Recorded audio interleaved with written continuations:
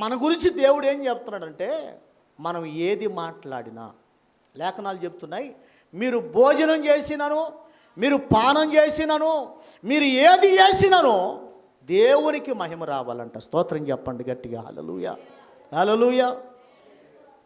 మన ద్వారా దేవునికి ఏం రావాలంట? నీవు నడిచినా దేవునికి మహిమ రావాలి, నువ్వు నోరు తెరిచి మాట్లాడినా దేవునికి మహిమ రావాలి. మనం ఏం చేసినా మన ద్వారా దేవునికి మహిమ రావాలా.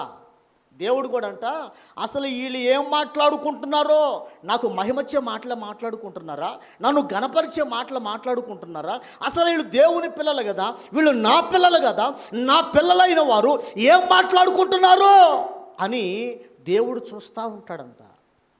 వ్యసనపు మాటలు, కుళ్ళు మాటలు, ఏమంటే ఇతరులని ఆత్మీయంగా పతనం చేసేటువంటి మాటలు, పాడు చేసేటువంటి మాటలు. దేవుని బిడ్డలారా, మన నోట ఎప్పటికి రాకూడదు.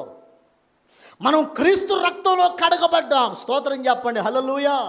మనం సిలువ రక్తంలో కడగబడ్డాం. పాపము లేని పరిశుద్ధుడైన యేసు క్రీస్తు కార్చిన ఆ అమూల్య రక్తంలో మనల్ని యేసు ప్రభు కడిగి పరిశుద్ధపరిచి ఆయన సొత్తైన ప్రజలుగా దేవుడు మనల్ని మార్చుకున్నప్పుడు మనం ఆయనకు తగ్గట్టుగానే ఉండాలి. అది మెయింటైన్ చేయాలి. ఏది మెయింటైన్ చేయాలా? ఆ లెవెల్ మెయింటైన్ చేయాలి. ఏంటి ఆ లెవెలో? ఆయన లెవెల్ ఏంటి? పరిశుద్ధత. ఆయన లెవెల్ ఏంటి? ఇదిగో ఆయన లెవెల్ ఏంటో తెలుసా? ఇదిగో ఆయన నిర్దోషత్వం. ఆయన లెవెల్ ఏంటో తెలుసా? పాపము లేని జీవితం. అంత ఉన్నతమైన శ్రేష్టమైన జీవితాన్ని మనము కూడా జీవించాలని దేవుడు కోరుకుంటున్నాడు. స్తోత్రం చెప్పండి గట్టిగా. హల్లెలూయా.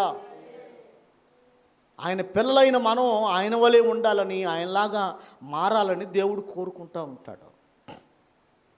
అయితే ఇంతకీ ఈ గ్రంథంలో ఈ మాటను బట్టి మనకు అర్థమవుతుంది ఏంటంటే, దేవుడు చూచే దేవుడు. హల్లెలూయా.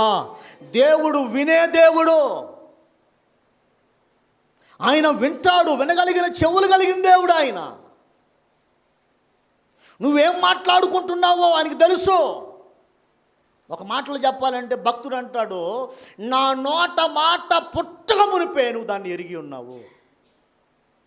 ఏమండి? దేవుని కన్నులకు మరుగైంది ఏది కూడా లేదు. నన్ను ఎవరు చూస్తున్నారులే, నేను రూములో ఉన్నాను, నేను గదిలో ఉన్నాను, నేను వేరే ఊర్లో ఉన్నాను, ఆయన ఎక్కడో దేవుడు పరలోకమందు ఉన్నాడు, నన్ను ఎవరు గమనిస్తున్నారులే అని అనుకుంటున్నావేమో.